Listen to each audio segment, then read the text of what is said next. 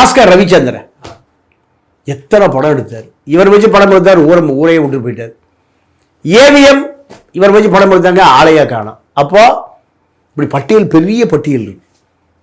இந்த பட்டியல் பூரா ஒரு படம் பிளாப் ஆச்சுன்னா அவன் ராசி இல்லாதவன், அவன் ராசியே இல்லாதவன், அவன் பீட பிடிச்சவன், அவன் தரித்திரம் பிடிச்சவன். நீ உண்மையாகவே எம்ஜிஆர் எத்தனை தயாரிப்பாளர்கள் அடுத்த கால்ஷீட் கொடுத்தாரு, எத்தனை கால்ஷீட் கொடுத்தாரு, எத்தனை பேர் முதலாளின்னு கூப்பிடுவார் எம்ஜிஆர். எம்ஜிஆர் கூட முதலாளி யாராவது உண்டா? அவரை எத்தனை படம், இந்த படம் போனால் பரவாயில்ல, அடுத்த படம் நான் தர்றேன், நீங்கள் பண்ணுங்க. ஆனால் விஜய்கிட்ட ஒரு படம் பிளாப்னா அதோட அவன் அப்போ கேட்டை பூட்டிடுவார்.